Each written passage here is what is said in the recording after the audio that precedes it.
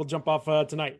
Dane began land surveying in 2005, and on day one, he knew he was a surveyor at heart. He loved the ability to be outside, perform historical research, perform mathematical computations, meet landowners, cut line, investigate and assist with legal matters, and learn new equipment and technology. That's why we're all on here tonight, right? Dane received his land surveyor and training certification in 2007 and subsequently became a professional land surveyor in the state of Maine in 2009. Dane is currently licensed in not only the state of Maine, but also Vermont, Texas, Colorado, and Oregon. In all, he has gained over 15 years of experience working in not only many different states, but also many different survey disciplines, including residential, commercial, ALTA, the energy sector, transportation, and construction. Dane currently works as a professional land surveyor for Colorado Department of Transportation, and obviously is the latest author of Fundamentals of Exam Study Manual. So Dane, thanks for joining us tonight, and thanks for your time. Yeah, so I hope everyone can see me. Everyone can see my ugly face and my book, I assume. Is that true? Yep, you're good. We got it all. Okay. All right. Yeah. So first off, Trent, I just want to say thank you very much for putting all this together every week, every month. I know we all really appreciate it, and you're a huge asset to us all. So I just want to say thank you for all that and all of your support. Yeah, thanks. And then secondly, I'd like to say thanks to all the people that have bought my book. I can't see all of y'all names, but I think I saw a few of them that have purchased. So I just want to say thank you for all of y'all support and stuff. This book kind of came about.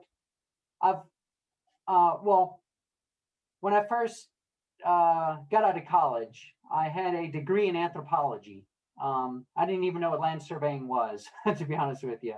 So I actually went and got my license to be a Montessori teacher for elementary, because my heart has always been in teaching and education and tutoring all through college, all through high school. I've always tried to tutor and educate.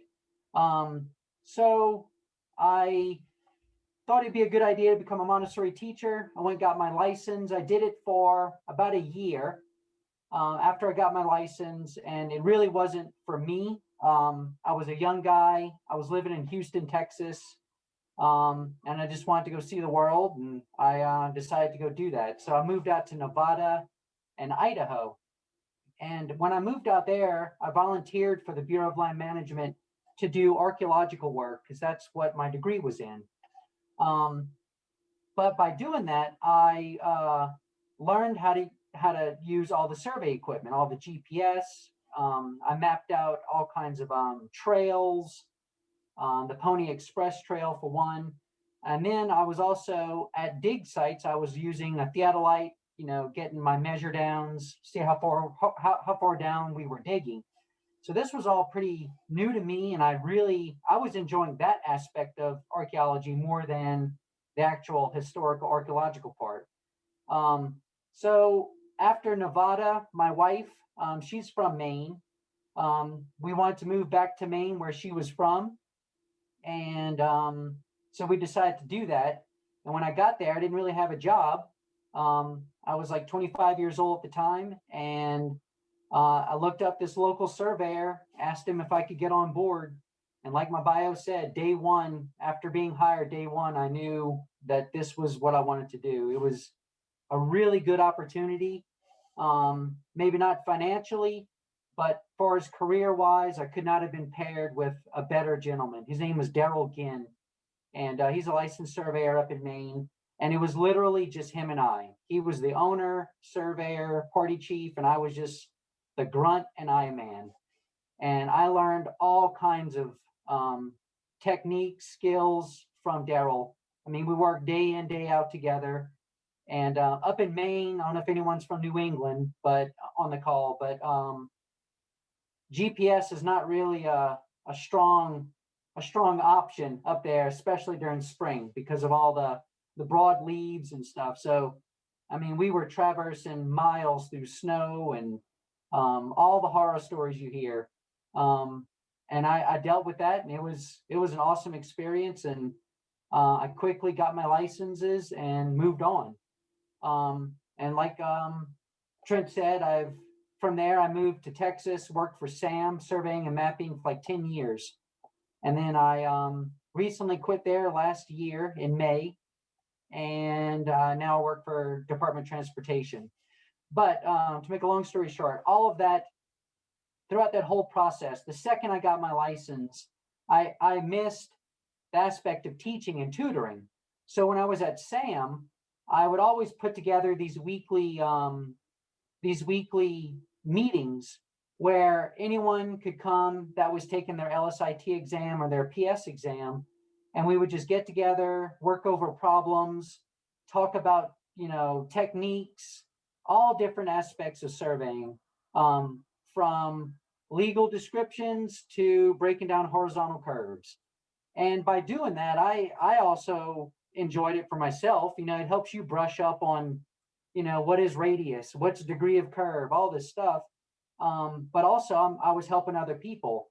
And throughout the years, I compiled all these notes, and it was kind of disorganized.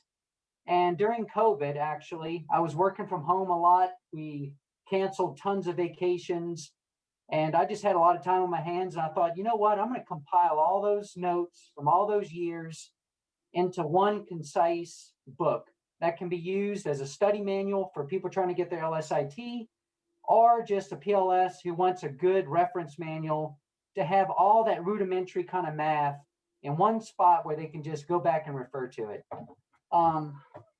So that's kind of the essence of the book. It's just a compilation of years worth of notes and tutoring.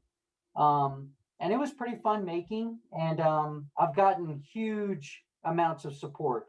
So again, thanks to all y'all.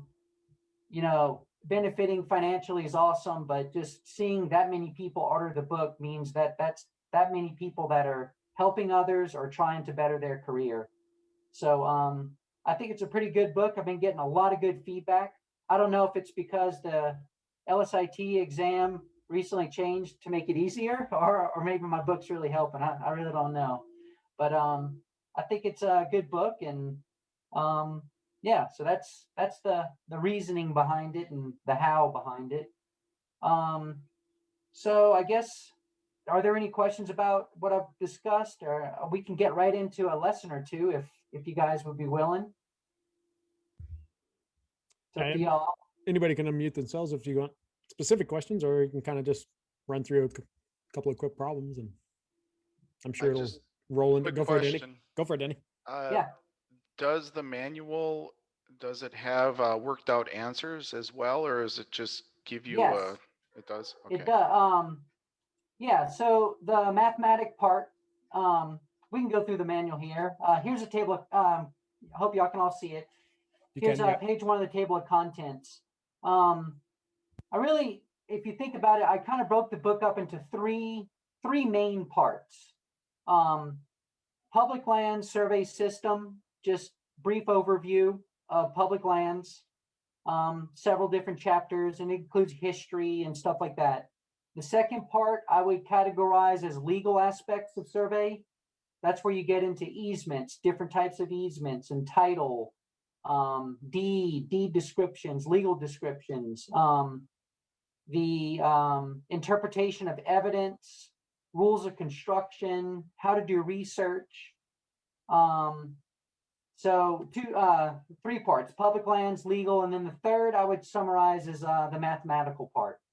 And in the mathematical part, for a lot of these chapters, I do give examples and work through them. They are not in problem format. I'm sorry, not in question answer format. They're more of like an example with true calculations where you can kind of break it down. Let me see, a good example of that would be horizontal curves too, but here's the section on single proportioning. And I do give an example here of just a real rudimentary example. And then the same thing goes for double proportioning. So the book really is geared for your LSIT. I went on, I downloaded the new CES website recommended knowledge topics and focused on those topics for this exam. Now your PS exam after the LSIT, that exam dives further into public lands and stuff like that. My book, I wouldn't say, I mean, it's a good summary, but I really think you would need to get your hands on the BLM manual, especially for the PS exam. And then my book will be a very good supplement, I believe. Now, my history, you know, I've been surveying for 20-ish years. The first 12 years, I was in Maine and Texas. So those are both meets and bounds. So when I moved to Colorado in 2015, that was my first real big exposure to practice survey in a public land state. So for me, public lands is not something that I definitely understand it. I've passed the exams for it, but it's not something that I feel like I'm a true expert at. And I think it's because I've just never really allowed myself. I really have focused a lot of my time on meets and bounds, you know, and public lands was always something that I you know, knew existed and knew how to do it, but didn't get a lot of practice because there's no township reigns up in northern Maine. I'll tell you that. I wish there was, but there's not. So, yeah. So, yeah. To answer your question, yes, there's examples for a lot of the mathematic part. Any other questions?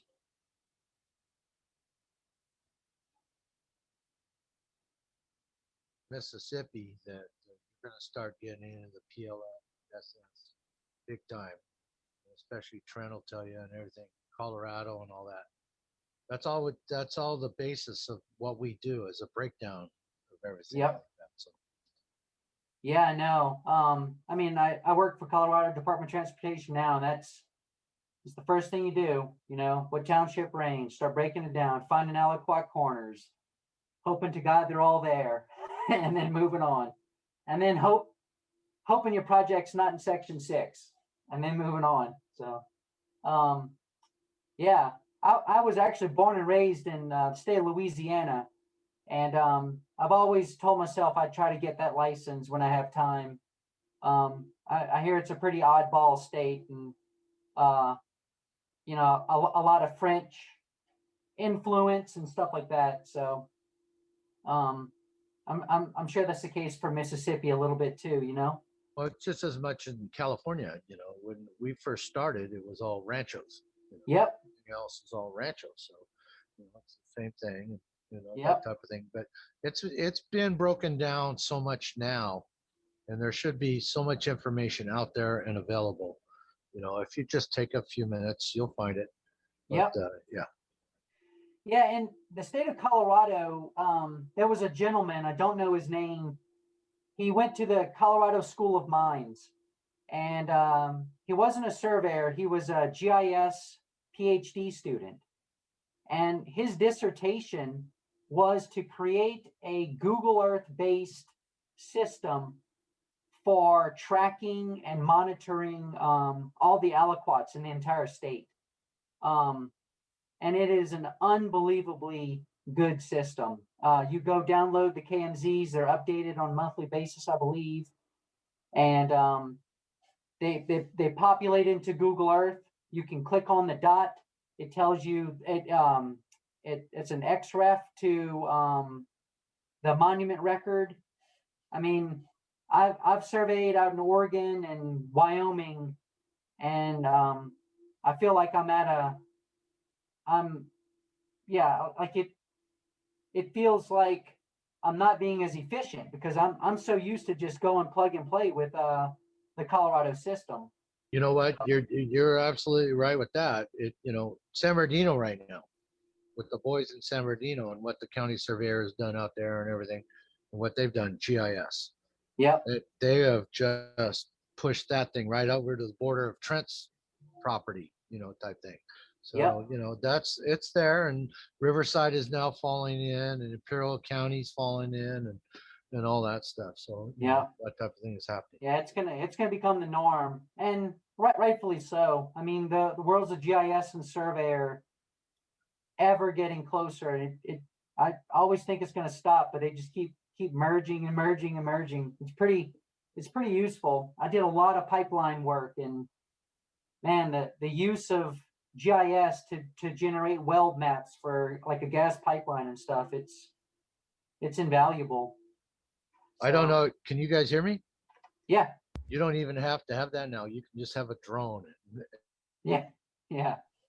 So,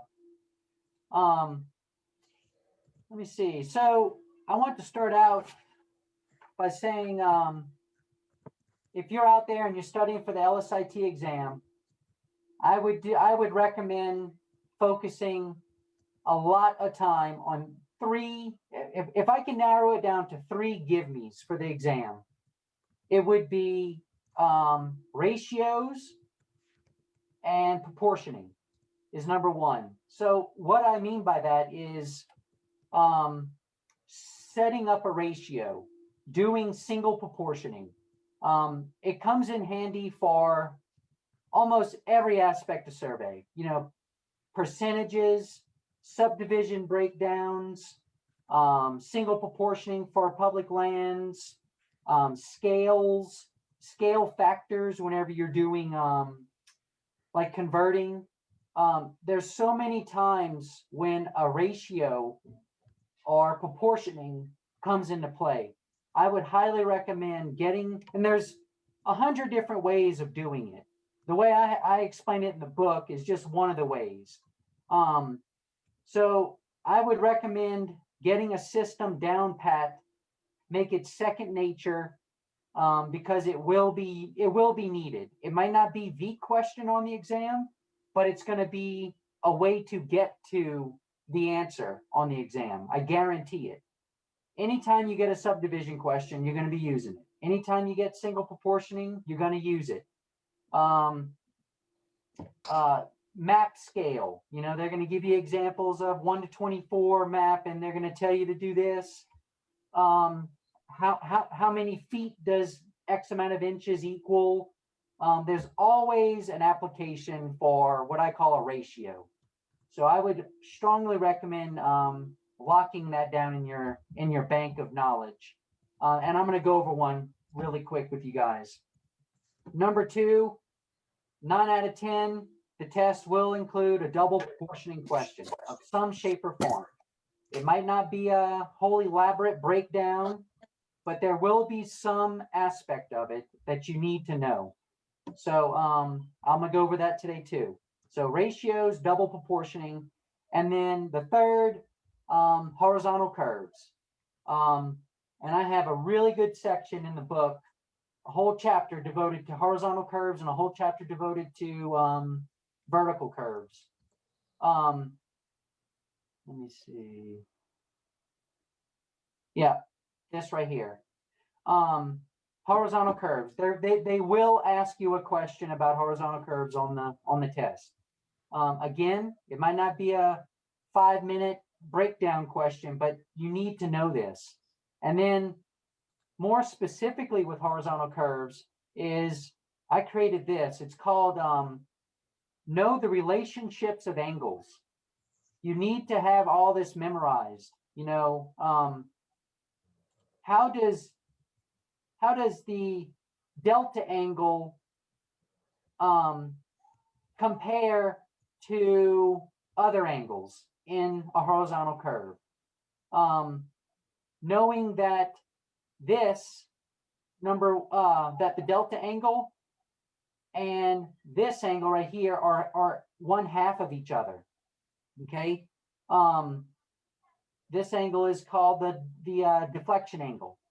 So knowing this page 77 in the manual, I feel is really important. You can deduce a lot of information if you know this on horizontal curve questions, or another question maybe with a curve in a subdivision, they're asking for an acreage or something on the exam. But I really recommend page 77 to commit to your memory. So to recap, proportions, double proportion, horizontal curve, and then kind of a humorous note. What is the purpose of a meander line? What were the purposes of a meander line during the original surveys? Knowing the answer to that question, I've taken 5 exams. I think it was on every single exam that I've taken. So knowing that answer is key. I just have two guys that I've been tutoring. They've both taken it recently and they both passed. And I asked them, did they ask you what meander lines were for? And they both said yes. So the answer to that is acreage. The whole reason for a meander line was to determine area and acreage. It is not a boundary line, okay? So commit that to memory. Meander lines are not boundary lines. They're simply there to generate area and acreage. The whole reason for the public land survey system was to inventory. The United States needed to know what was out there and how much of it was out there so that they could start selling it off. That's the whole purpose of all that we do, if you think about it. So if you think about it in terms of them collecting inventory, that notion could really help you out, okay? And then one more question that probably you're gonna see is, when you're breaking down a subdivision, do you prorate the width of a road? And the answer is no. Roads they have a certain width and that's it. You do not prorate a road. So make sure you extract that width out of your overall distances whenever you're going to be creating that proration, okay? So I just wanted to make sure roads are not part of a survey proration, and meander lines were for area, okay? All right, with that being said, I can go into how I do a single proportioning, unless anyone has any further thoughts or questions. All right. I could add. There's also a one couple more. of questions in the chat there. I'm sorry. Oh, there you go. Oh, yeah. I'm trying to. Let's see. I can send you some of that stuff, Zach, on the book. And then I'll do the wheel of names. And if for some reason, you don't get a book, then I can send you some stuff on that, Zach. And then Sean was asking, what's the definition of a meander line? Definition of meander line. Let me see. Let me find it here. And then while you're doing that, Zach, you want to unmute yourself? Zach he's got his hand raised. Sorry, there I am. Yep. When you're saying about the proration for the roads, Yes. To the center line, you're not talking about field location Okay. of the road. Yeah. itself, So. right? So here, I'm gonna switch my phone here. All right. Hope everyone can see my paper clearly. All right, so you have a subdivision. Mhm. Let's say we have 100-foot wide lots. Now, per plat. So the record distances are 100-foot wide. And then in here, we have a road. And then we go back to lots. Okay, per record, these are all 100. Okay. Let's say we go out here and we find this pin, and we find this pin. And the client is asking us to survey this lot right here. Okay, that's our subject tract. Okay. So what I meant by that was, this is perfect gateway into single proportioning. So, and this road, let's say the road's 50-foot wide. Hey, Dane, you want to change maybe sharing your screen to your, I wonder how we can do that. So you can zoom in on your phone, because all it is just a small little screen, or maybe Oh, yeah, stop sharing your PDF, and then maybe that'll give you, if they, Let me see.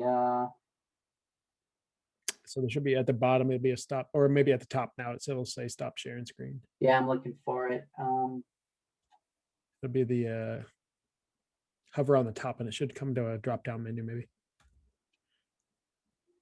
Getting there. Yep. Just, you got your overhead camera going on your phone there and it's, Yeah. you just can't zoom in on it. So close enough.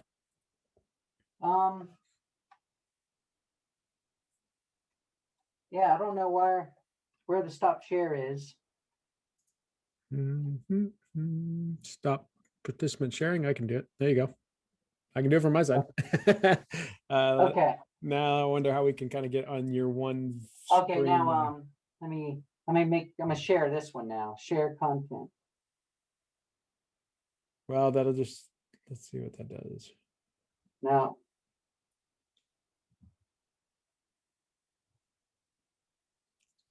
Lost that one. yeah, hold on. I think if he makes his main screen, he'll get it. So he's got his computer on, because I was thinking if we went to speaker view, but Well, I think he's using his phone to Yeah, look correct. down on. correct. Down on that. So Yeah, he I has to- am. I don't know, Trent. You're right. Can you share a screen with your phone? That's what I'm trying to That's do what he's now. doing. Yeah. Maybe just if you can, maybe after you finish drawing, maybe you can kind of zoom in because we can kind of see it if we just go to that video. But Okay. Hey, I know. If you it. pin Let me, his, it makes it full screen. pin, there you go. Pin his. go. Oh, there you go. So now, Yeah, good I job, was gonna Kyle. say, can y'all, Yep. can y'all Pin, pin me? pin his Okay. camera. There you go. Pin that video, and then All right. that'll make it full screen. There you go. Thanks, am Kyle. I good? All right. Yep. Hey, Trent, that's the big thing about mentoring Mondays. What's we're that? we're still working on Zoom, and we're all trying to make it all work and I everything know.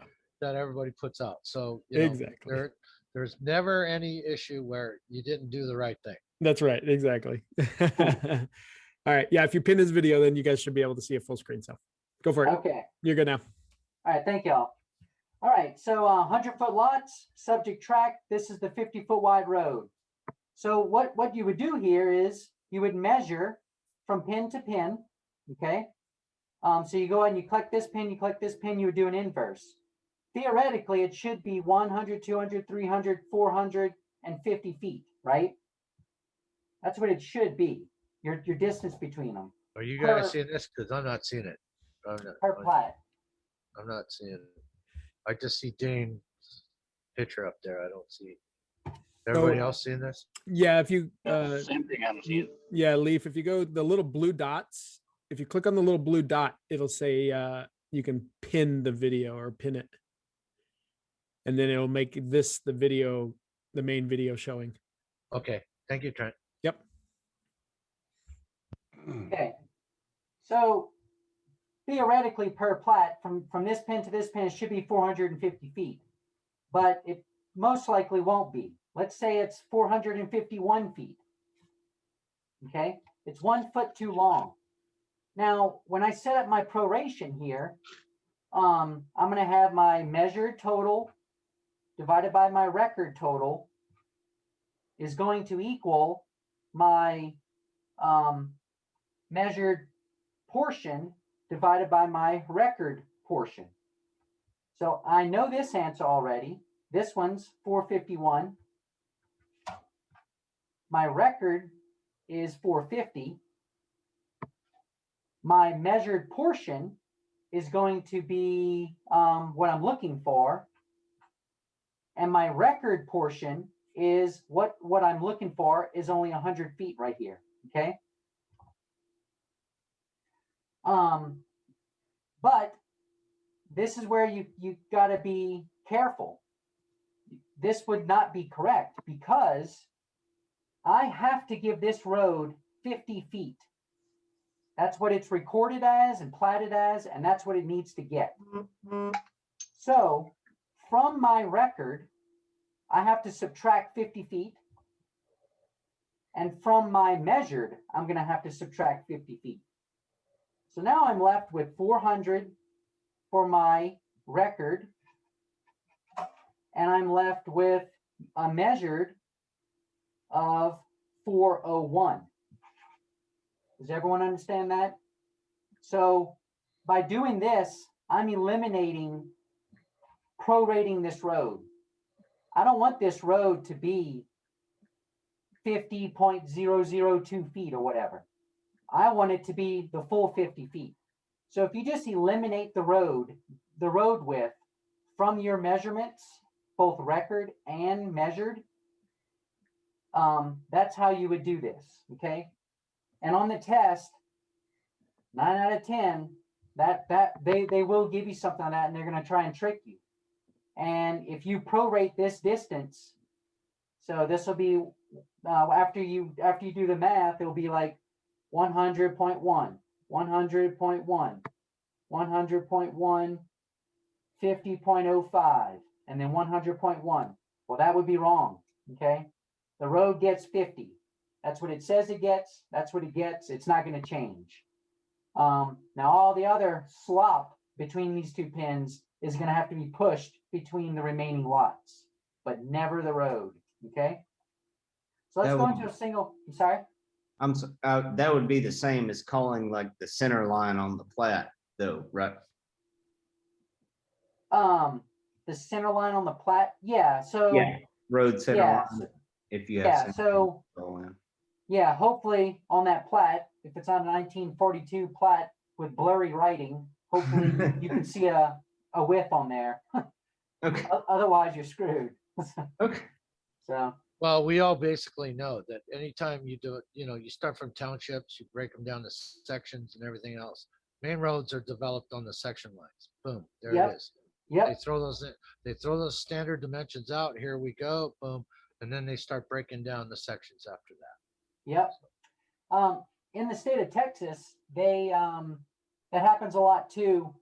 But each county has an ordinance or a regulation on the books, and you can go to that county and ask them for their road width. And basically, what you're asking for is all roads that their width is undetermined. Their width is reverted back to this statutory or regulated width, and it comes in kind of handy. It's always your safety net there. You can, I mean, you should definitely do your due diligence and try to figure it out before go and get that number.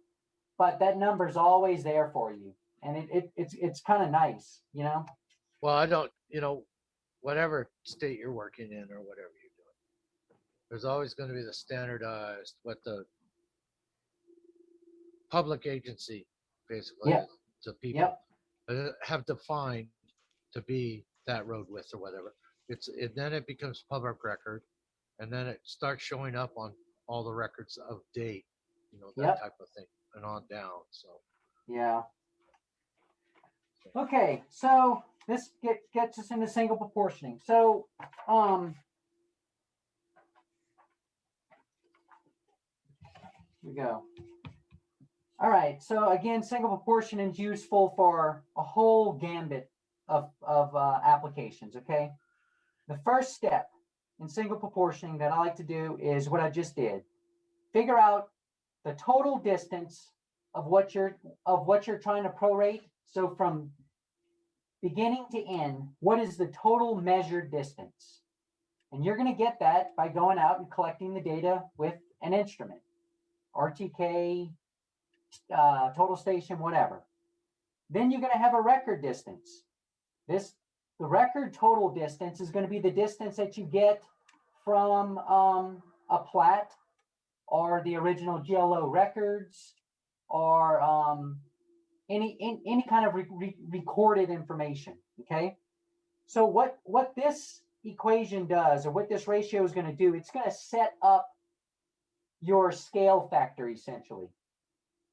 Once you've done this, once you know what it is supposed to be and what it actually is, once you have those two measurements, you're going to have a number in hand that you're going to be able to use to scale down anything else, okay? And I'll show you what I mean. Step number 2 is, what are you trying to figure out? I don't care about the whole big thing now. I'm just worrying about the part that I'm dealing with, okay? So in that subdivision plat I just did, I don't care about the whole 450 feet. I just cared about one of those lots that was 100 feet, okay?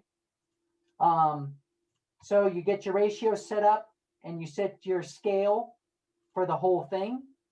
Then you try to figure out what the ratio is for the part that you're looking for. All right. Once you get those two, then you set them equal to each other. So you got your scale from your total, and you got your ratio of what you're trying to figure out.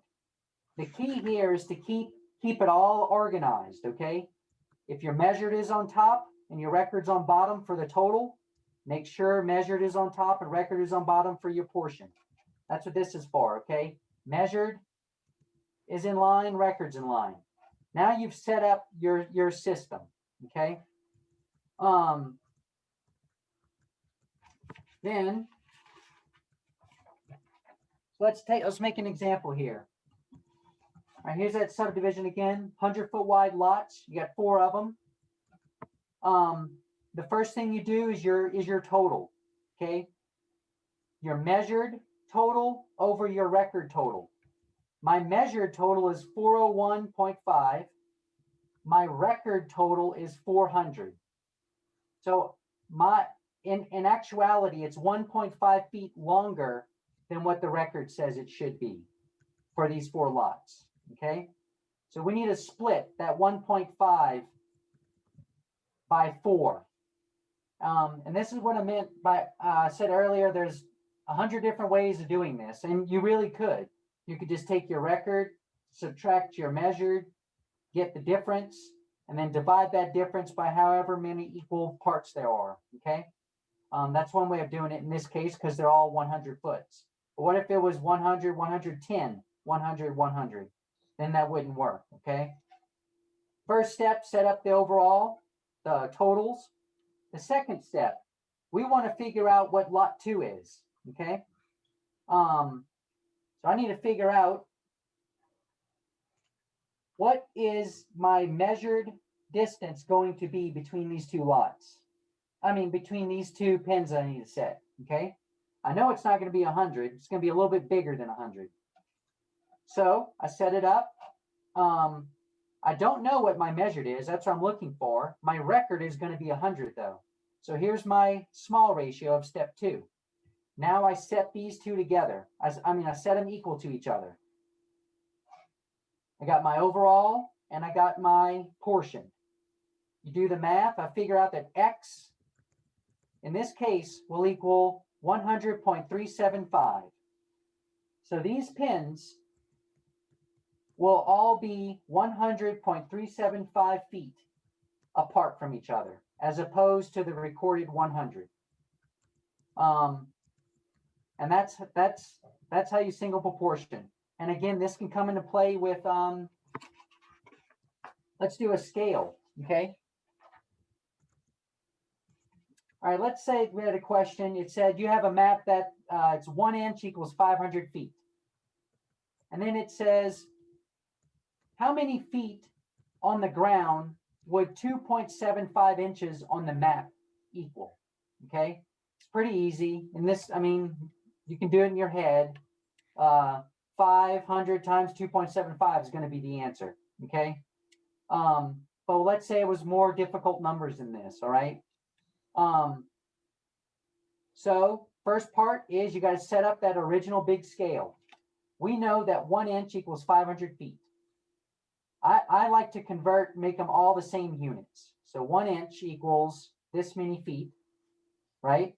So essentially my scale, my map scale is 0.08333 divided by 500. And that's just converting inches to feet, okay? So here's my big overall scale. That's step 1. Step 2 is the portion. Okay, so what portion am I trying to figure out? It says how many feet does 2.75 inches equal? Okay, well again, let's convert 2.75 inches to feet. It's 0.229266 feet, and I don't know how many inches on the ground 2.75, I'm sorry, I don't know how many feet on the ground 2.75 inches will be, okay? So here's my ratio number 2. Step 2, set them equal to each other now. So I got this one equal to this one. If you do the math, it comes out to be 1375, okay? So 2.75 inches on a 1 inch equals 500 foot exhibit is going to be 1,375 feet on the ground, okay? So this is pretty simple math. It's just, I really want to stress to everyone that's going to be taking the test is to get this kind of system in your head, whether it's this one or not, okay? All right. Now let's do a double proportioning question or problem. All right, whenever you're doing double proportioning, you're going to hear a thing called Cardinal Equivalence, okay? That's a fancy word for latitudes and departures. I want, we all need to figure out what a latitude and departure is, all right? A latitude is the change in northings or the change in your Y values.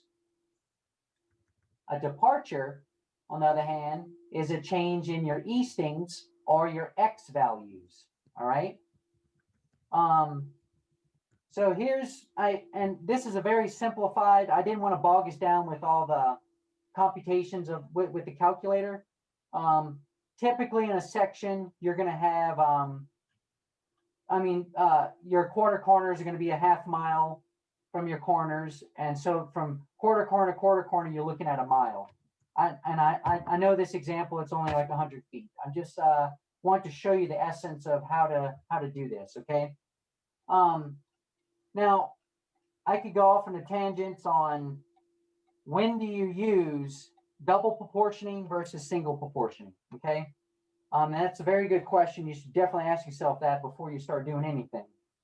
But before I even answer that question, I need to ask myself, why am I even proportioning on public lands, okay?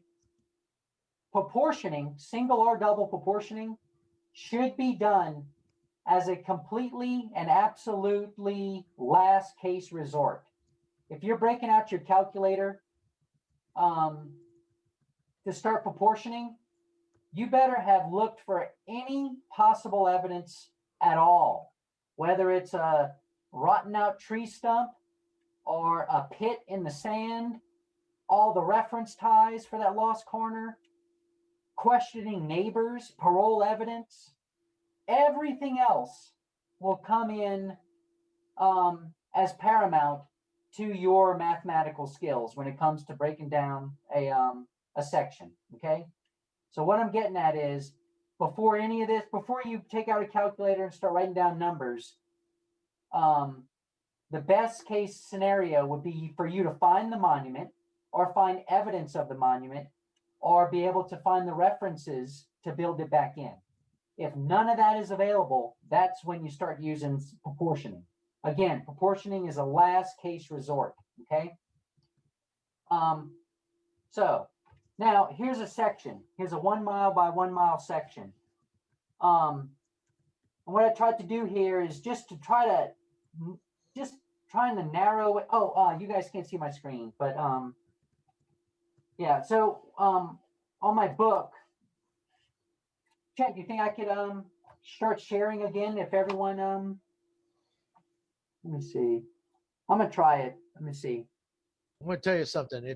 I can see your stuff in certain views, and then on main view, I can't see what you're doing, type thing. So Okay. I don't know what's going on with that. There we go. That popped that up. Yeah. That's good. Okay. Okay. So hopefully now y'all can see my screen and my pencil and paper when I go back to that. But Yeah, we see your section view there.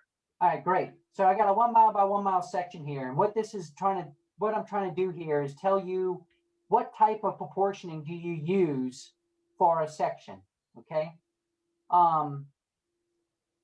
Now, this is a section in the middle of the township, but so you're going to use double proportioning for section corners, okay? Would that be like section 18? Yeah, yeah, yeah, exactly. There you go.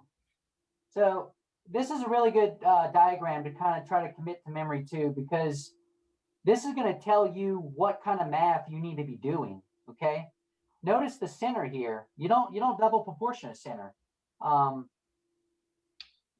This is a product of intersecting lines, all right? That's just a line from quarter corner to quarter corner, quarter corner to quarter corner, and where they intersect, okay? And I have a whole chapter in the book on how to generate that. That takes knowledge of slope and all kinds of stuff, okay? But double proportioning is pretty much limited to your section corners here, if you notice, right? If your quarter corner is missing, you're just going to get a value on these two, and you're going to prorate the distance based on the original survey calls, all right? Might not be a midpoint, but it'll be pretty dang close to it, all right?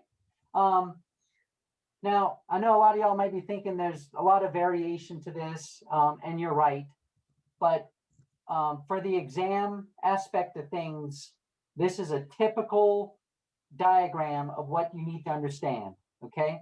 This would be just a typical way of viewing a section and knowing what to prorate. I'm sorry, knowing how to proportion, single versus double, all right? So now let's go back to my my pencil and paper. So I have this example set up, and I tried to make the number, I did the math backwards too, try to make the numbers come out pretty close. I tried to keep my angles all to the nearest degree. So my answers aren't going to be perfect, but this will give you an idea of how to do it, okay? All right. So I'll keep coming back to this as we need.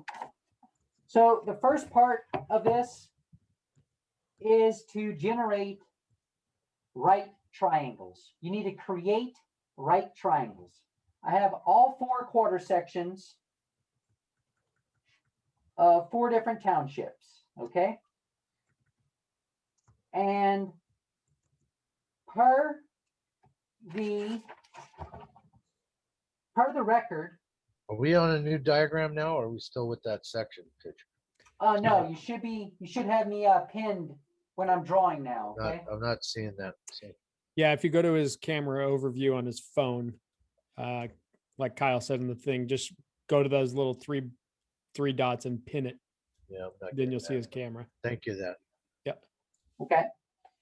Okay. So, in parentheses here, I have the record original survey notes. It tells me how far and at what angle for each of the lines coming in from my quarter sections. Okay. I'm trying to generate this section corner here between these 4 sections. I also have coordinates. I went out and I measured these. Okay, I have northings and eastings on each one of these corners. And remember, don't get confused with the northings and eastings. Northings and eastings are backwards from X and Y. Okay, so I always like to write out what my X and Y is in addition to my northing and easting, because inevitably I'm going to make my easting my Y value and my northing my X value, okay, which is wrong. Okay, so we got our record and we got our measured here, okay, and that's important. You got to keep your record. You got to look at this and really think about separation of record from your measured, all right? First thing I do is I generate my angles. And what I'm doing here is I have the original record said it was north 1 degree east, okay? Now remember, bearings, you always get an angle from the north-south line. So you're always going to be measuring is your compass rose. For bearings, you're always going to get for each quadrant, your values will increase with these arrows. You're coming off of the north and south line every time, okay? So north 1 degree east, I'm coming off this north line, I'm getting an angle of 1 degree, all right? North 88 degrees east, if I do my math, this would be 88 degrees. I got 2 more degrees to go to hit my 90. So this is a 2 degree. If I follow that concept all the way around, I have 3 degrees here and 15 degrees here, okay? So what I've done here now is I have my record bearings, and I know how long those were from my record as well. And I have my angles. You notice I've created 4 right triangles, all right? This is important to know because this is how you're going to get your latitude and departure. But you want to narrow this down to right triangles. And like I said in the beginning, you know, the 3 main things you got to know, or 4, would be horizontal curves, proration, double proportioning, and right triangles. If you know anything at all, make sure you know those 4 things, and you'll get a lot of stuff right on the test. Because just like proration and scaling, right triangles come in handy for a whole different slew of application, okay? So I got my 4 right triangles that I generated, and I'm generating those from due north and south and due east-west cardinal directions and deviation from that, okay? And I know my hypotenuse length for each one of those distances. That's my record distances here. 98, 100, 104, 109, okay? I know those distances. So I know my hypotenuse for each one of these. And now I know an angle. So if I have a hypotenuse and I have an angle,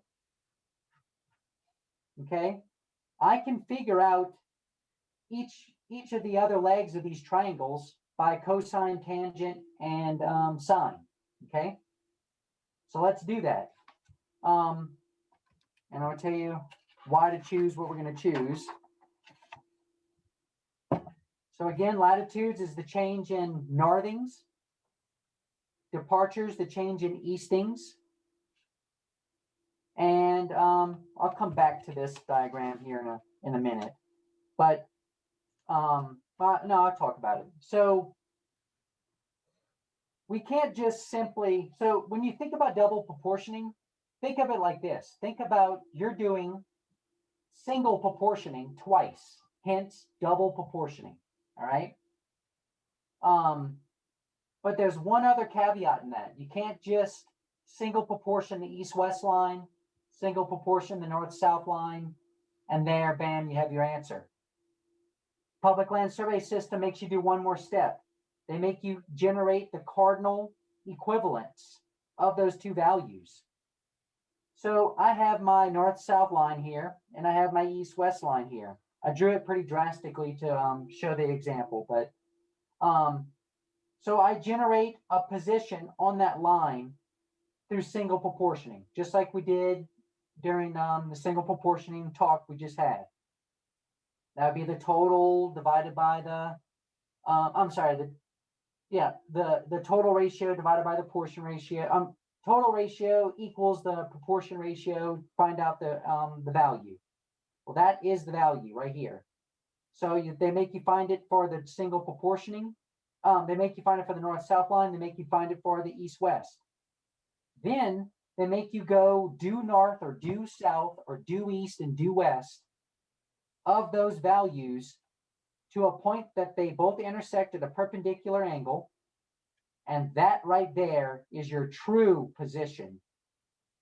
Not the intersectional lines, not where these 2 lines meet, but in fact the cardinal equivalence of these 2 single proportion values, okay?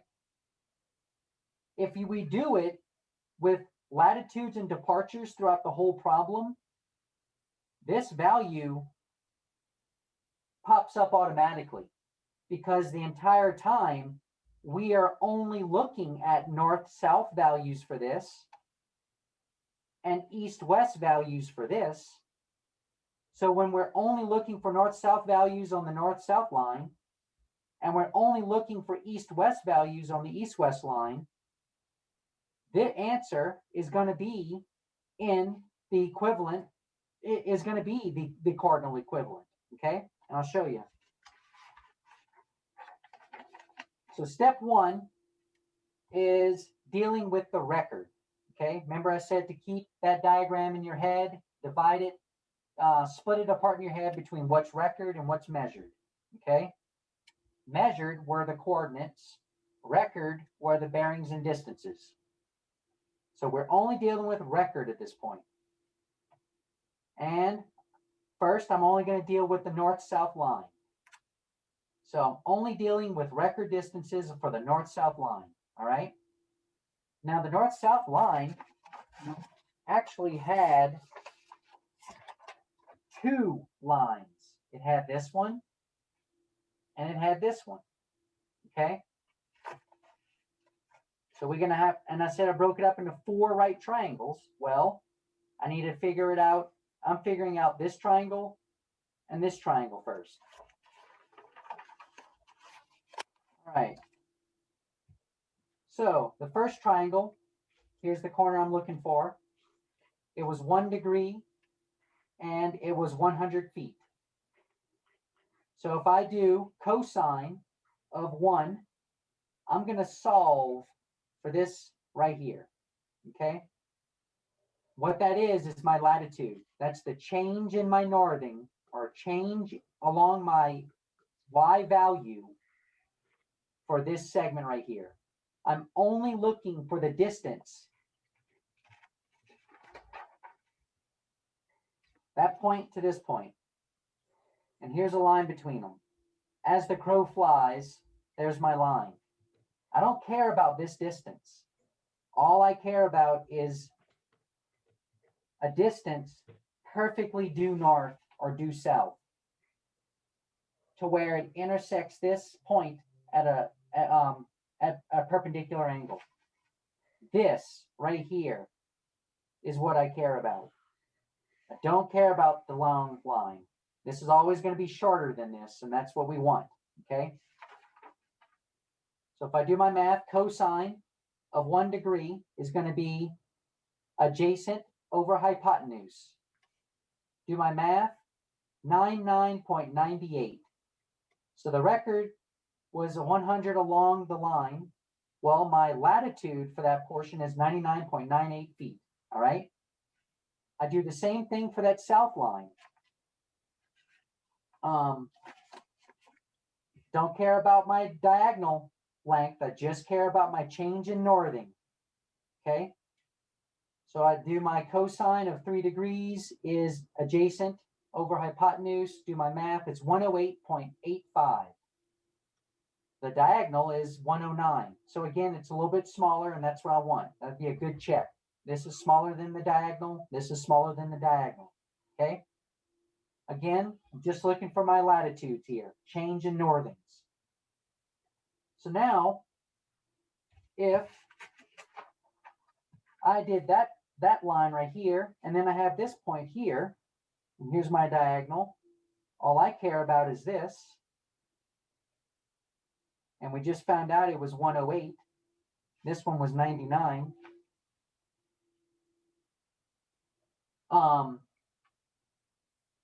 So now I have the north segment and the south segment. Well, now I know the total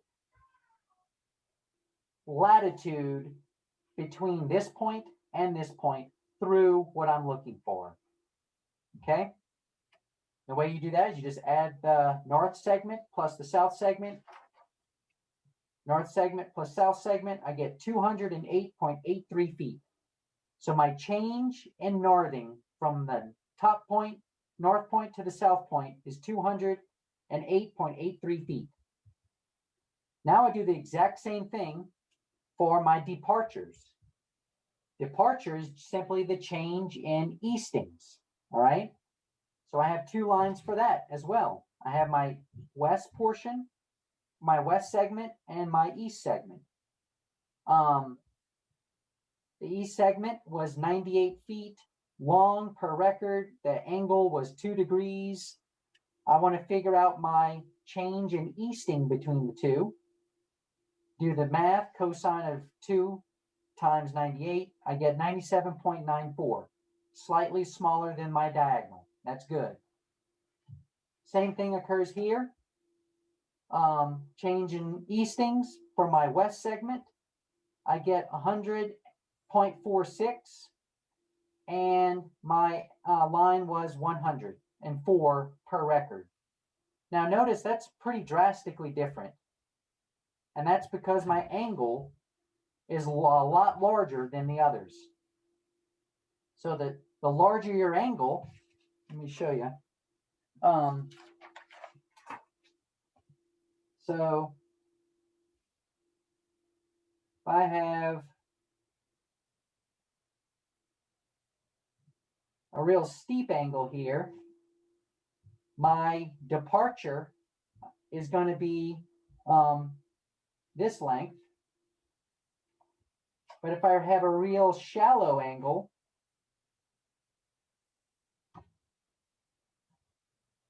and my lines are the same length here and here,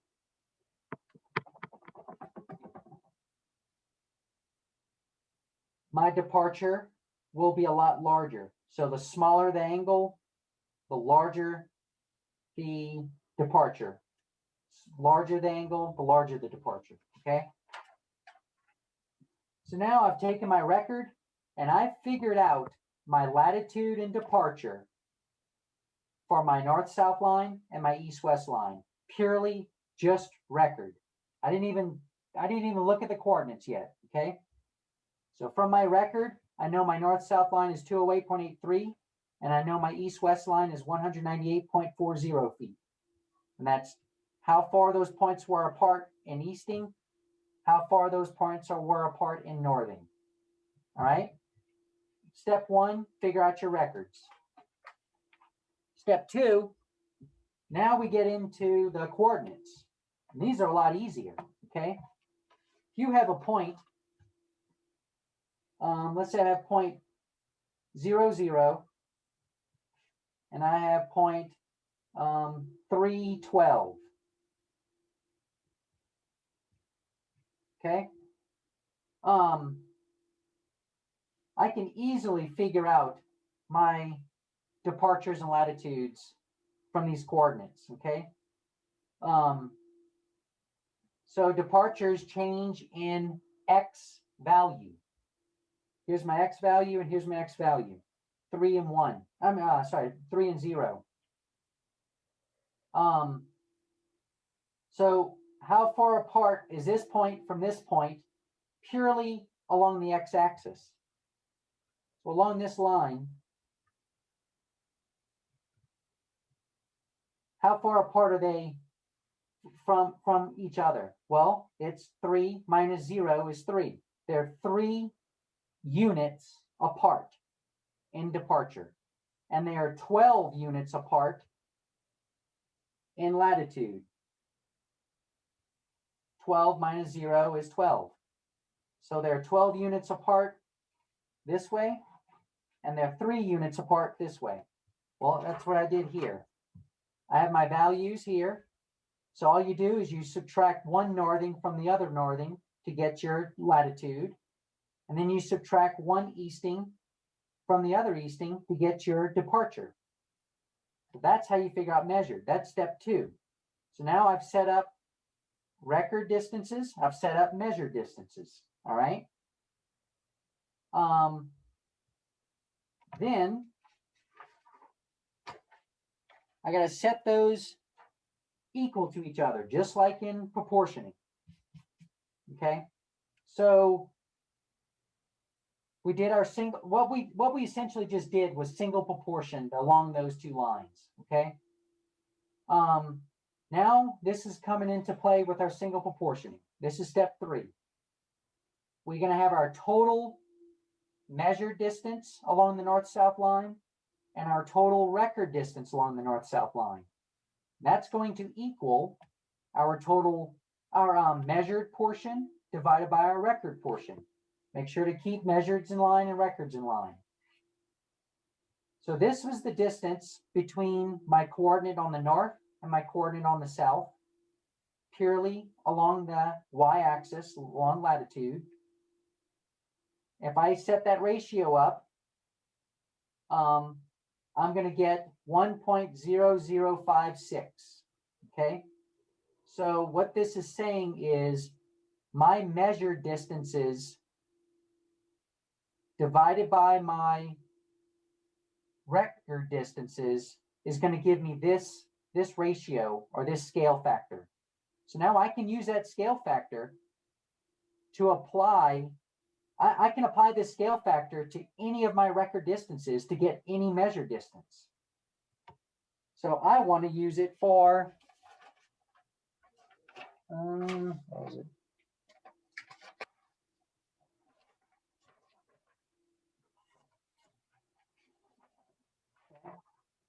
So I had my ratio for my north-south line. I know my ratio is now 1.0056.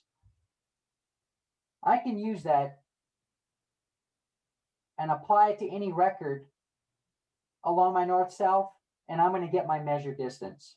If I apply this to this, if I multiply 100 times my scale, I'm going to get 100.56, okay? So I scaled up my record distance.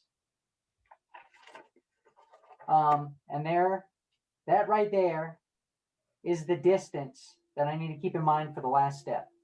Same thing happens with departure. I have my measured total divided by my record total. I'm going to establish my ratio. That's the ratio that I can use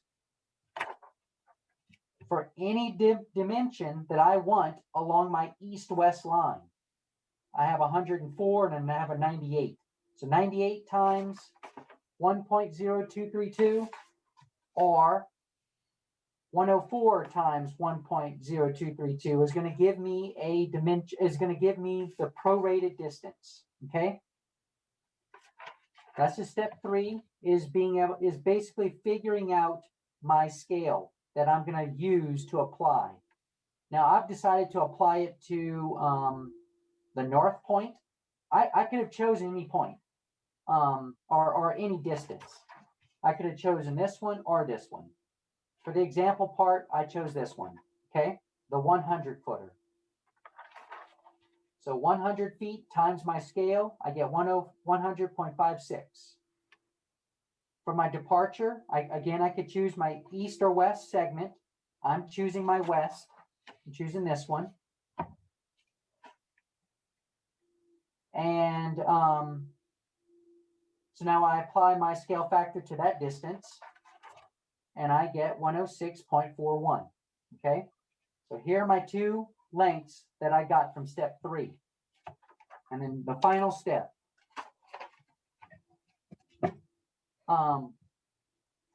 Okay, so I know the length that I need to go from my north point, and I know the length I need to go from my west point. So I have my north point here, and I know I need to go 100.56 feet south of that coordinate. This coordinate was 100. So 100 minus 100.56 is going to give me negative 0.56. This right here is my northing value for my coordinate. Same thing goes for my departure or my east-west line. I'm going from my west line, from my western point, and I know I need to go 106.41 feet. My easting value on that point is negative 105. So negative 105 plus 106.41 is going to give me 1.41. What I did was came from here. My easting value was 105, negative 105, and I know I need to go 106.41 feet. Okay, I do the math and I get 1.41. That right there is my easting value. So the coordinate of my missing corner is northing negative 0.56, easting 1.41. Okay. I could have chosen my south line for here and my east line for here, and the math should have worked out. And that's what I said earlier on. I rounded my angles, so the math didn't come out perfect. It was a few hundredths off. I mean, a few tenths off. But that would be a good way to check yourself. Is we went from north, south, and west, east, but you could have gone from south, north, and from east, west if you wanted, and you should get the exact same coordinates. All right. So that's double proportioning. Does anyone have any questions on that?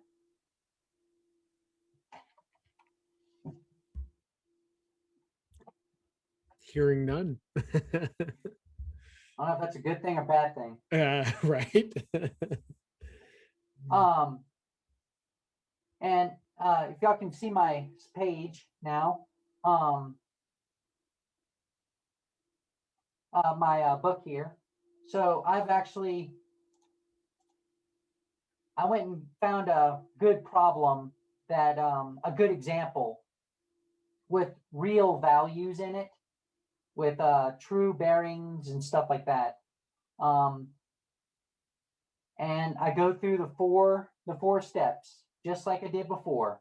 Find out your record call latitudes, departures. Find out your measured latitudes, departures. Set them equal to each other. Find that ratio. Once you have your ratio in hand, you just multiply that times any length you want, depending on if it's east-west or north-south line. And then from that, you can generate a value that you can subtract from the coordinates to get your coordinate. It's all laid out here, and I actually contacted the guy that was on, he created this on YouTube, and I reached out to him, asked if I could use his as a good example. But this is also on YouTube, and you can think in my table of contents here, I even state, yeah, double proportioning. The guy's name is Wayne, W-A-I-N. He's got a lot of really good videos. Does anyone have any questions about this or about something else? It could be legal questions or anything of that nature, anything at all. You can put me on the spot. Now's your chance, guys.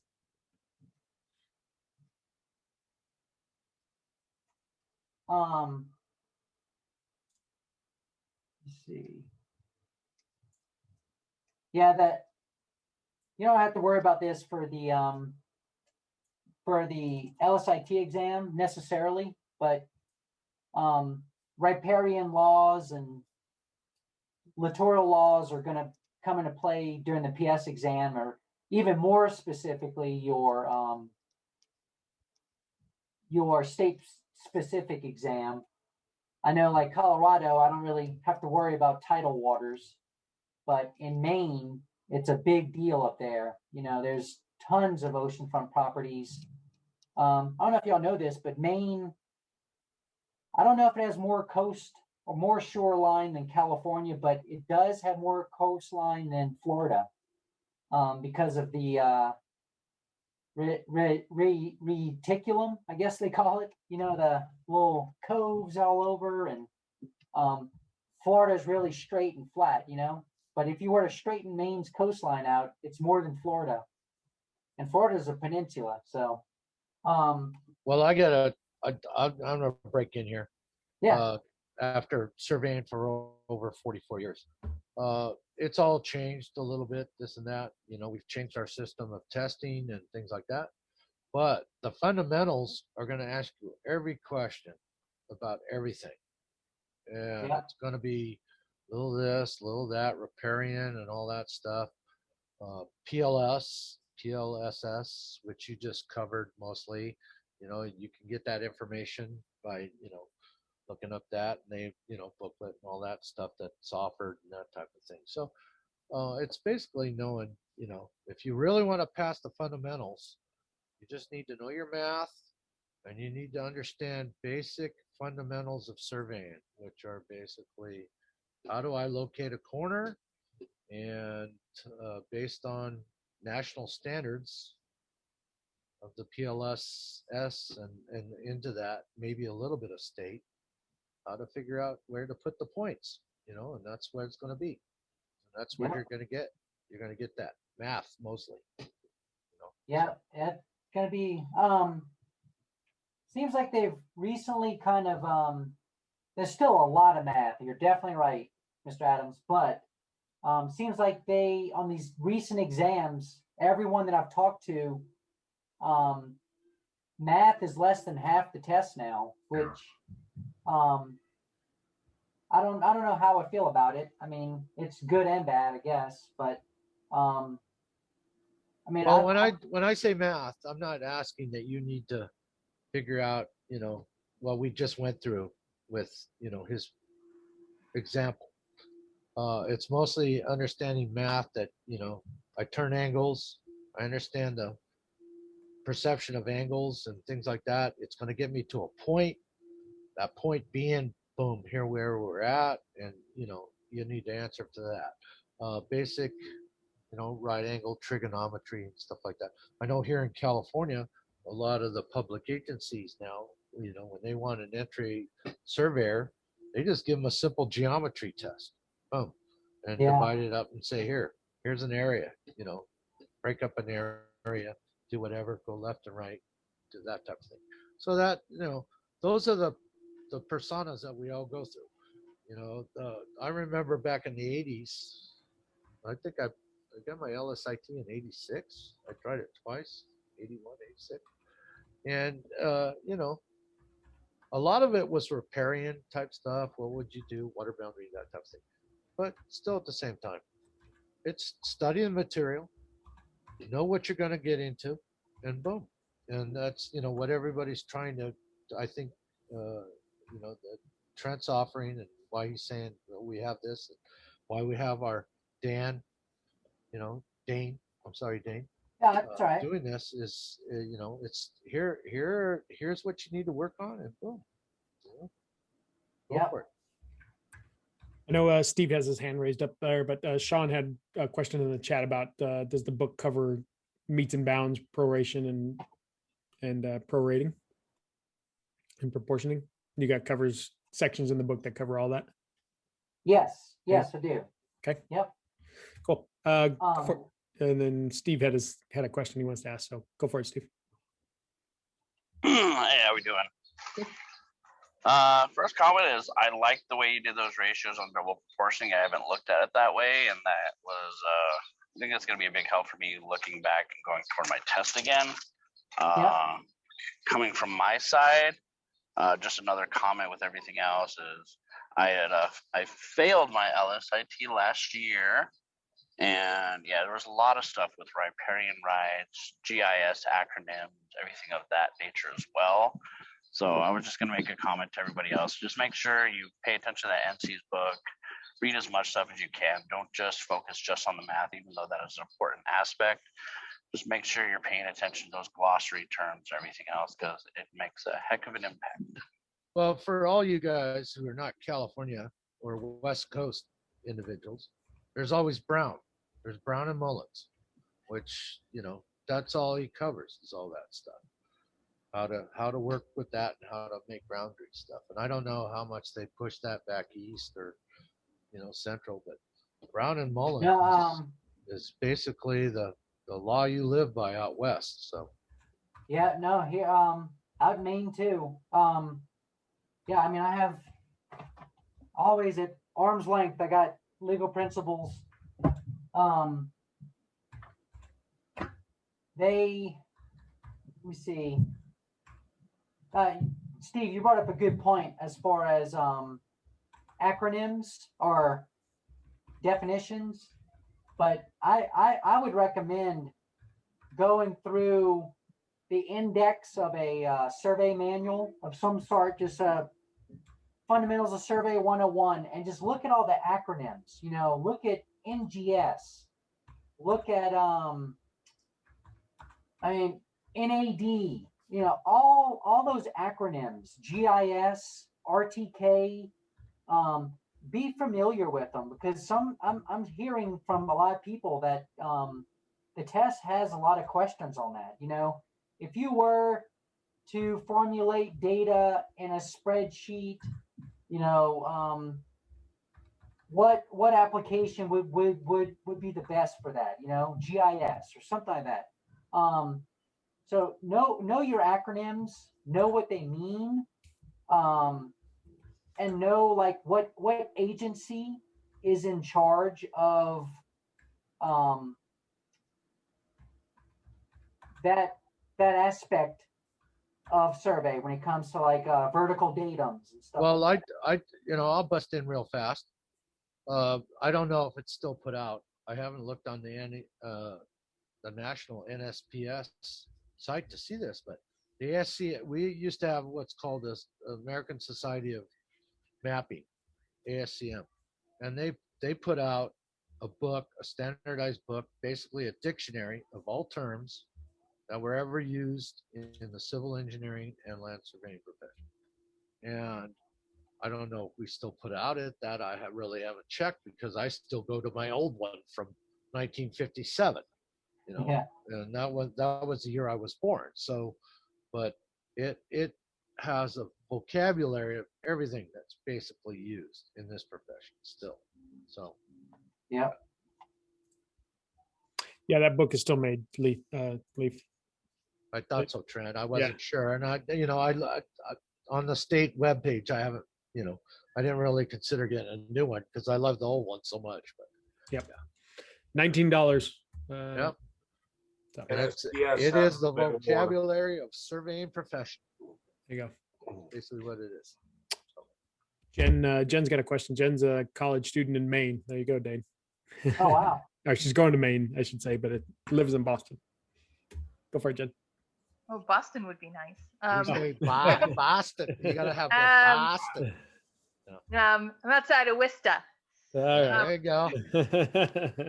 right. So I noticed on the table of contents there was a section on adjustments, and I just took adjustment comps this semester, and like my brain is still melting. So. What was traverse adjustments? Yeah. Yeah. What do you cover in the book? For that? Yeah, I'll go to it. Can you see the book still? Yeah. Okay. Let me see. And while you're looking for that one, there was a question about photogrammetry. Jesse asked if you covered stuff in photogrammetry. I do. Yes, I do. I'll get to that next. There you go. Well, we Yeah, go I back to have the that. boundary stuff. Are you still using the compass adjustment? Because that would be probably the strong point of all adjustments, is always the compass. There you Yeah, go. I go over 3 different tactics: least squares, compass rule, and the transit rule.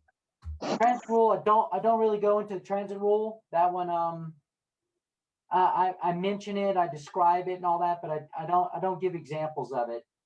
But here I do give a example of how to adjust the traverse with the compass rule. Transit's very old school. That was back when I started. Yeah.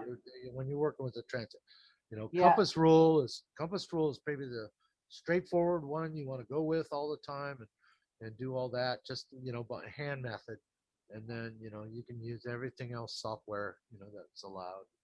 That type of Yep. That's a good question too, Jen. Like this, again, you're going to be dealing with latitudes and departures here. You're going to be taking that traverse that you run, and you're going to be breaking it down into a bunch of little right triangles, almost the same as what I just did with double proportioning. If you really break it down and think about it.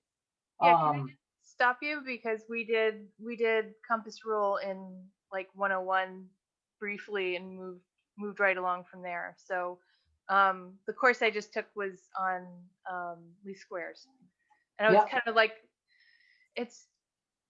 I don't have the math enough to really get the whole overview of the process, and I don't have enough of the process to really get the math. So I'm just sort of still trying to get a handle on what was going on in that class. So Yeah. Well, sweetheart, looking least for some squares perspective. is going to be your GPS. When you start getting into GPS and start moving with that, that's going to be where least squares. And nowadays it's all software. You have the software for that. But least squares is, matrix math. Yeah.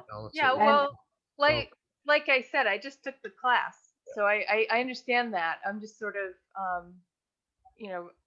kind of interested in like a least squares for dummy overview. Yeah. Because it was hard to kind of get a sense of like, okay, step one. What class, what book were you studying when you were in class? Wolf and Breaker or Kalani for adjustment comps. you might look into Wolf and Brinker and their least squares chapter that they have in their book is pretty. There's a whole bunch of stuff in least squares. Rob will tell you. Yeah, I think we've got 2 2-hour classes that go over least squares in the early sessions of Mentoring Mondays, probably week, I don't know, 3 and 4 or 4 and 5, something like that, right, Trent? Yeah, let me go back and look. I'll find him. I think that's when it was. And to do a full-on least squares adjustment longhand on a test isn't a practical item. They may No. have you do the standard deviation of a set of angles or of a set of measured distances or something like that, and that's what's addressed in the session that we have archived. Okay. Yeah, I'm not too worried about it encountering it on a test, but I would actually like to understand like a bigger picture of what we covered, because I kind of got components of it that Well, I understood, think nowadays and I just would like to kind of put it together. So it'll be, Trent will tell you and Rob will tell you, we don't use T2s anymore. We don't use where you wrap in multiple angles, time and time and time again, and go through that to do our big cadastral surveys. I think nowadays with the software and everything we have, you do multi-positioning, you go out, you shoot a point multiple ways. You can either do it conventionally or GPS, but you take that information and then you let the software process it. And then if there's an issue with it, you go back out maybe and check it again. But most of the time, the first time you run through that, and boom, here it is. So least squares is something to understand. It's not a concept that we all live on in this profession anymore, but Yeah, still. I get that. And could you hold off answering the same way again? Because I think Dane has something to add. That's fine. Yeah, no,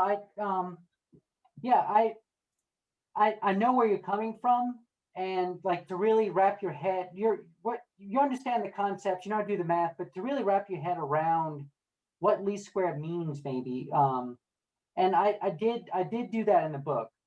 And I really focused on just a real simple, kind of like what I did today. I don't want to get bogged down in the numbers and calculator button pushing. If I can just give real simple coordinates for like a least square best fit line, like I have an example in the book that I have up right now, it kind of shows you what the idea is.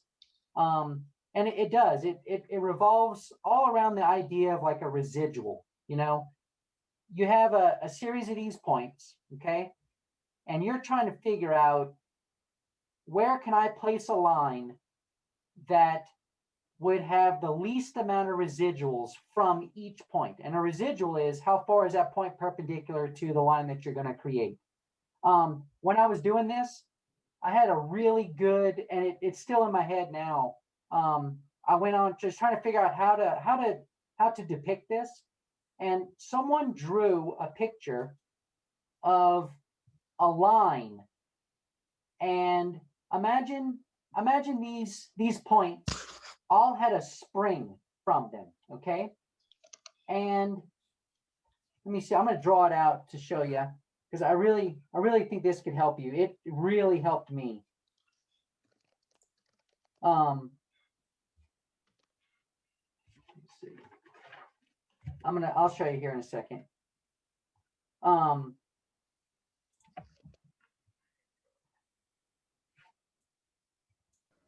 So imagine a spring was attached to each one of these points, and that spring was pushing on like a mop stick, okay?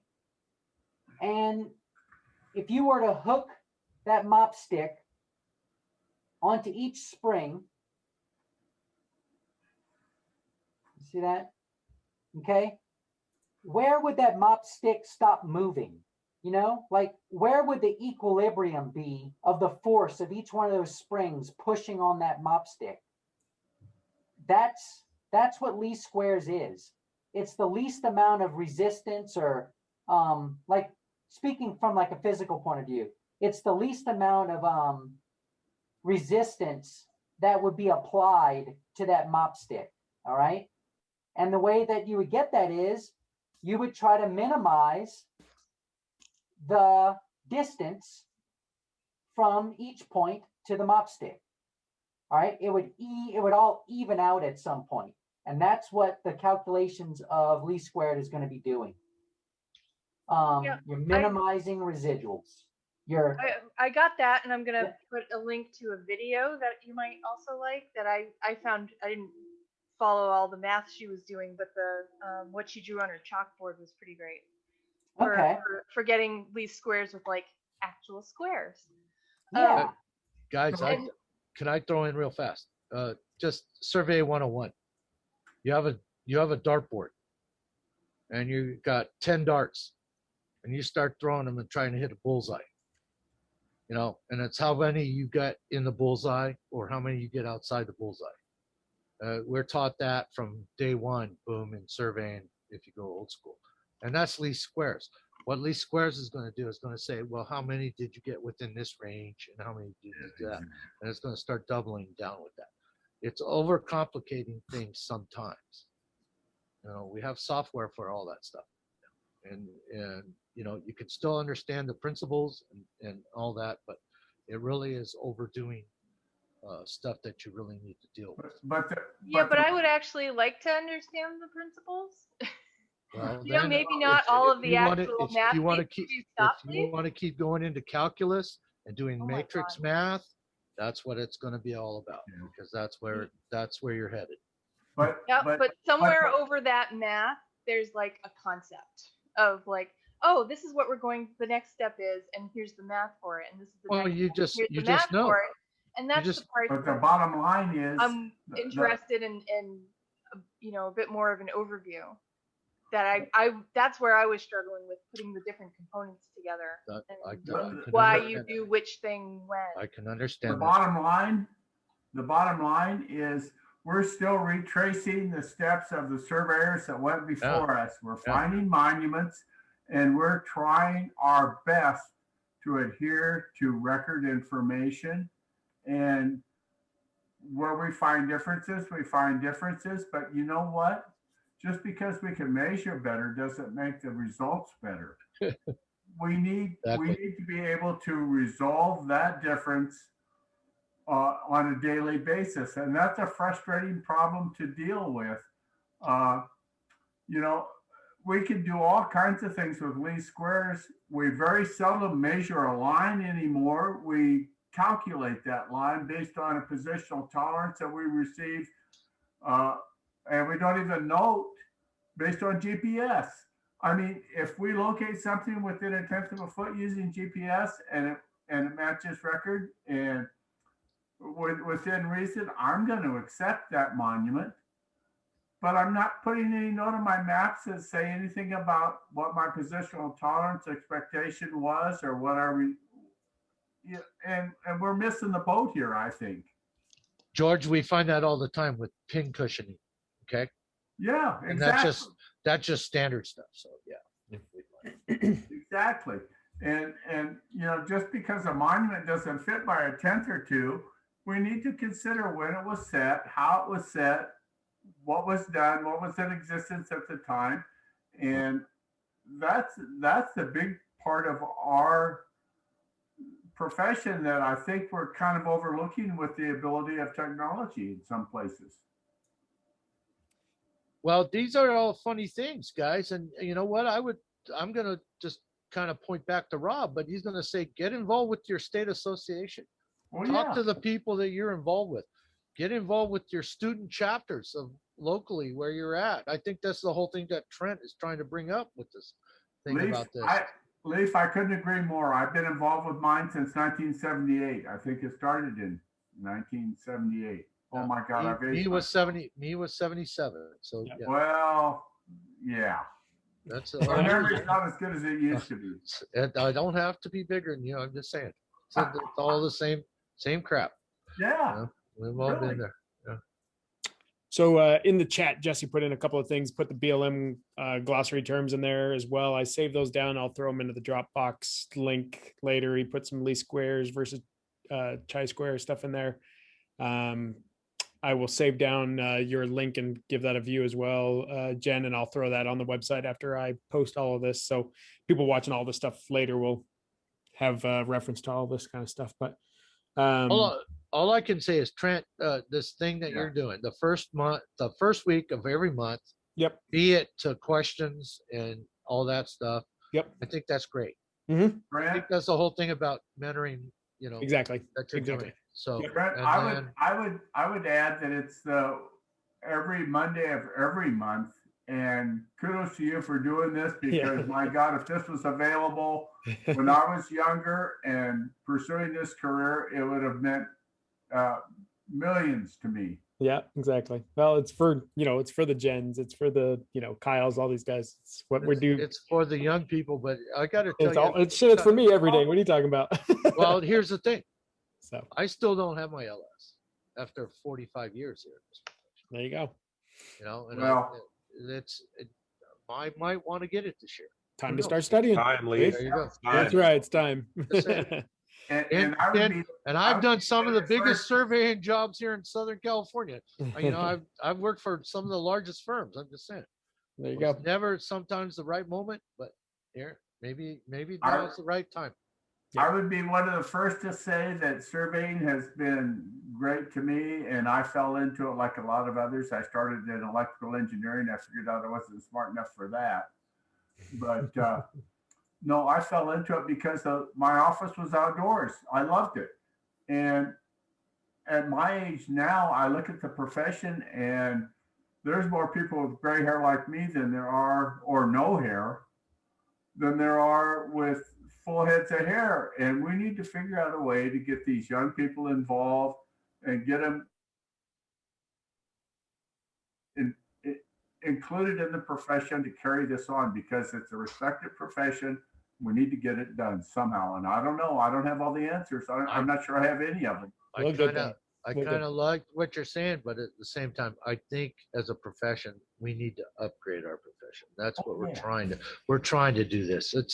It's been where, there's been some short ends of this thing ever since 82 when we separated and we decided to go our own road. There has been some issues about how we've managed to, make people perceive of what we're doing. And there are difficulties right now. We all understand that. Hey. Yep. Go, Jesse. Jesse's got his hand up, and then we'll see what else. I was actually just going to make comment and interject. Appreciate all the LS's comments, but if we would, we brought Dane here to provide some mentoring based off of all the work that he has done. So I would request that we spend the last 10 minutes giving the floor back to him. There you go. Good job. And I agree with that. Thank you, Dane. Yeah, that's all right. Yeah, so Jen, I just want to make sure that you felt comfortable with the answers I gave on least square before I move on. I'm more than willing to share this with you. If you give me your email somehow or some way, I'll send you this chapter, and it's not going to go into great high depths, but I think it gives a really good understanding of the basis of the idea of least squared. Okay. Let's see. So, is there any other topic someone wants to talk about the last 10 minutes or? Yeah, so I was going to bring up too. So anybody has more specific questions for Dane before we kind of wrap things up? I remember. Oh, there Dane, being- I've got one for you. Yeah. That was just the fundamentals. What about a training exam for the full thing? Oh, well, now that you mention it, no, I've been, I think for the PS exam, it's really going to be an elaboration on the front chapters of this book, focusing on public land survey system and the legal aspects of things. I really feel like the book is a good reference. It's a good jumping off point for a PS exam. You might need to go into further depth on it. But that is something that I'm personally working on right now. I've just finished, it's going to be made available here pretty soon, an exam prep manual for, see if I can find it for y'all real quick. It's for the Texas RPLS exam. Well, see, that would be the thing. Most of them are so state, specific. So yeah. But at the same time, if it really, it all boils down for PLSS, and you take it down and boom, boom, boom. So yeah, anything west of the Mississippi is pretty much all the same. So in Texas, there's the land surveying Bible is by this gentleman called Ken Gold, and he wrote a book called Decisions. I don't know if any of you guys are from Texas out in the call now, but if so, and you're working on your license there, get your hands on Ken Gold's Decisions. I don't think you can pass the test without reading it, honestly. And the Texas manual that I've created basically is a summarization of that book, in addition to a bunch of legal aspects too. There's not a whole lot of math in this book, but it's the whole history of Texas, how it started, explains the whole Six Flags of Texas. They were actually, the area known as Texas now was broken up. Throughout history was governed by 6 nationalities, let's say 6 sovereignties, I guess. But it's you got, first it was Spanish and French, then Mexican, then it was its own state, then it was for the Confederacy, and then eventually it becomes the United States of part of the United States. So this is going to be a really cool book. I'm going to be getting it out here next couple weeks. I'm waiting on the publisher to send me a draft back. Once it's done, I'll start making it available to anyone. So if anyone knows anyone out there that's trying for their Texas exam, let me know. I think this could really help them. Well, and like you said, there's probably information in there for everybody, even outside of just Texas, right? I mean, I put the link in the chat to that particular book, so we're good there. But Danny's got a hand raised, and he's actually in your state. He's in Colorado, so. Okay. Well, 2 questions to ask you. I think looks like the link to the book is there, so I'm covered there. But my second question is Where in Colorado are you? Are you near Colorado Springs? I wish. I'm in Denver. So I'm sorry. yeah, no, that's okay. It's better than Texas and Louisiana, so I'm not complaining. Let's do lunch sometime. Yeah, yeah. Where are you at? I'm in Colorado Springs, but Okay. you know, the firm I work for, we occasionally travel to Denver. So Yeah, uh, look me up. I'm actually in Lakewood, right by Golden. So okay, that's a nice area. yeah, it's not too bad. I want to move out a little further west, but or down to Colorado Springs for that matter. Come on down. It's beautiful here. I know it is. When your other one's ready, let me know and we can kind of blast it out to everybody on mentoring. That's Jesse had put in there as well. He'd love to get that from you. So Yeah. There was some questions about datums. Are you covering anything in datums on the book? I do some geodesy and a little bit of datums are covered in there. Okay. Let me see. It's not extensive. I'll be honest with you. Let me show y'all what it is. And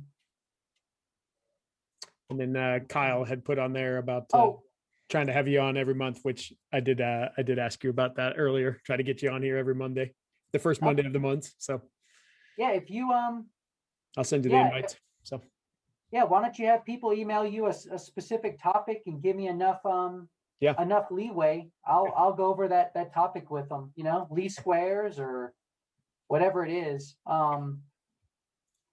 I know yeah, a level loop, a peg test, all that kind of stuff, you know.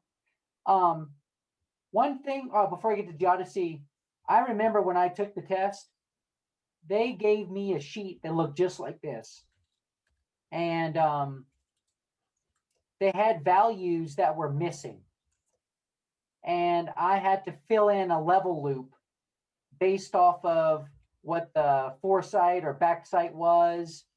So I added this into the book, and I go over level loops on how to process a level loop and adjust it. But I would recommend just understanding a level loop, understanding, you know, you add your backsights, you subtract your foresights, because I remember being pretty stumped when I got this, and I thought I had a handle on it, but I was just flustered, frustrated, and so I just wanted to throw that out there to y'all. Yeah, geodesy, I do go into you know, ellipsoids and geoids and what is flattening, eccentricity, axis major, minor, and then I go into ground and grid conversions.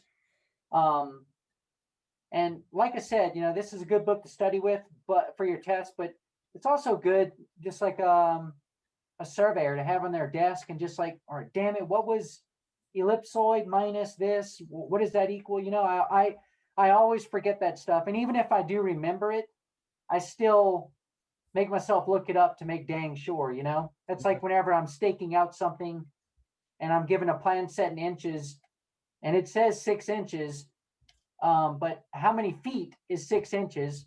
I know it's 0.5, but I still make myself use my calculator to make to make damn sure, because I don't want to mess up sticking out an elevator shaft or something, you know. But kind of the situation with these kind of terms and stuff. So yeah, I hope that answers your question. Yeah, I think that's perfect.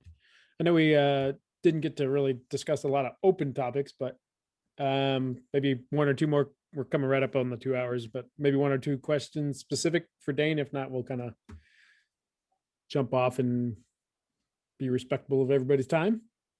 Anybody have something? Kyle, you got anything that specific that you wanted? I know you're kind of studying and going through your stuff, so.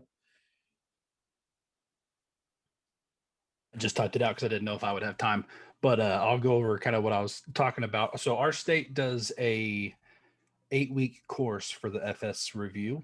And the way they explain it to you is that they are going to teach you how to make a 70. because there's way too much to study for the FS is how they kind of take a look at it. And I mean, I liked the course. I mean, I took that course and then immediately a week later I took the FS and passed it. So seems to be a good course and working. I was wondering if maybe if your book took that same approach, or if there's going to be things like, you know, tape sag correction. They didn't go over that kind of stuff for certain types of clouds.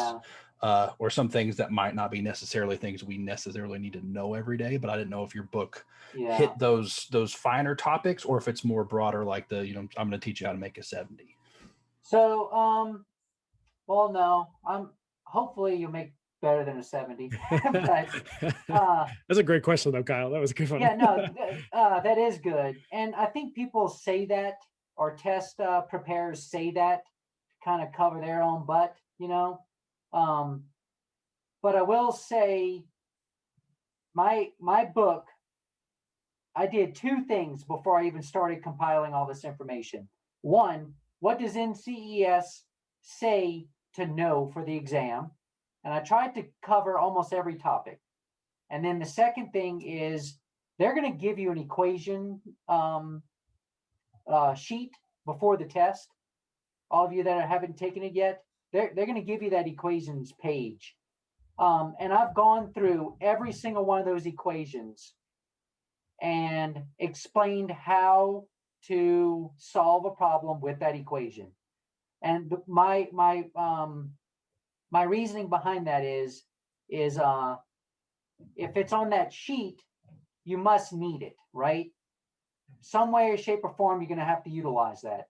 So that was my idea. I tried to go through every equation, have it here. My book does do sags and tape corrections, all that's it. If it was an equation on the sheet, it's in the book. Now, granted, there's a lot of other information, like I don't go over grammar. I don't go over Oxford commas and how to spell the word misspelled and stuff like that, you know. It's not an English book, but they do have a lot of that on the test. So that's another aspect of things you got to kind of think about, okay? Thank you. Yeah. Perfect. Anybody else? Friendly note, what you got there, Jesse? Friendly note to those. Yeah, exactly. That's 100% right, Jesse. And if you do replace it, so don't let your batteries die after you program your calculator, which is definitely public service announcement there. And then if you do, just swap out one battery at a time. So you don't want to reprogram it. I recommend that the calculator you study with should be the calculator you take the test with. Okay, y'all.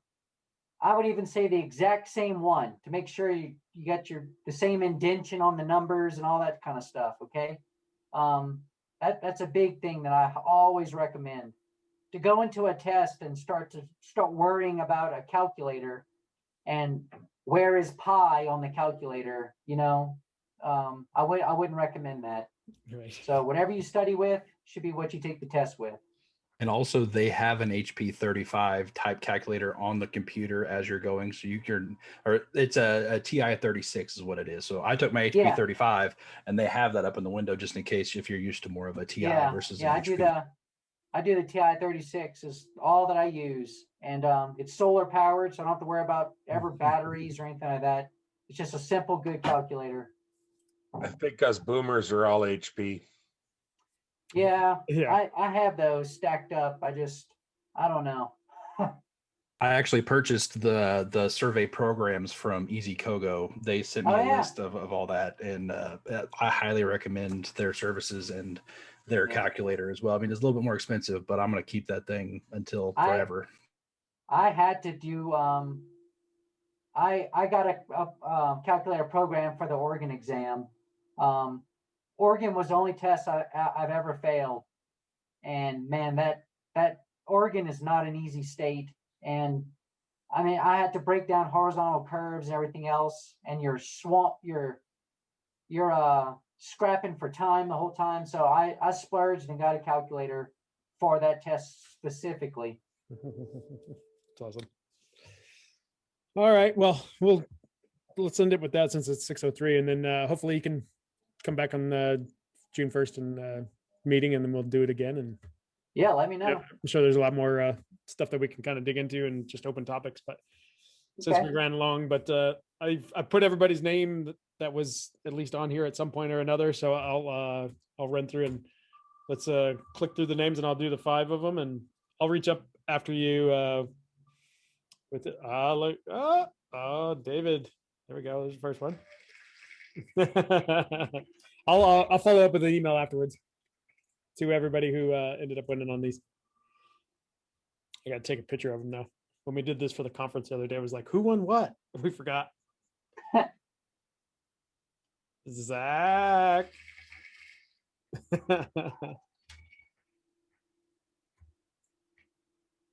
I'll put us all on an email, Danny, so you can, or Dane, so you can send them out too.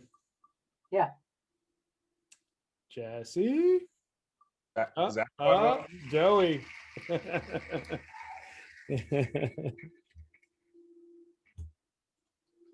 That was a close one.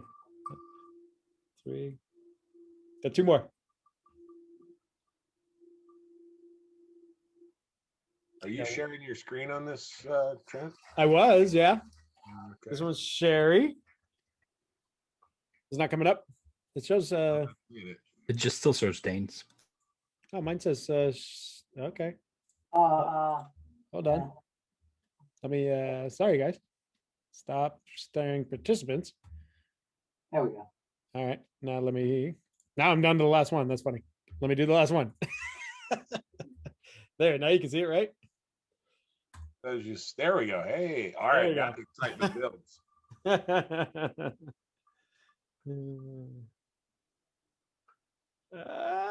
Who's it? Oh, Done. There we go. Hey would- Trent, this is Sherry. Yes.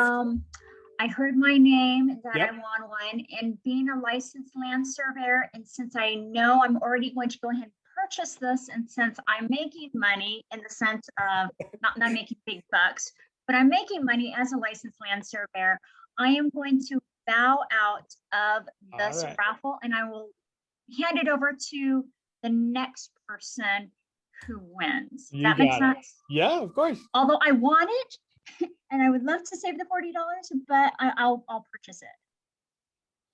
Actually, I will purchase it if Dane signs it. There Can you I go. do that? All right. So Yeah, no problem. Joey already won one earlier. We got to remove Joey again. Thank you, Sherry. Yeah, exactly. That's awesome, Sherry. No, thank you.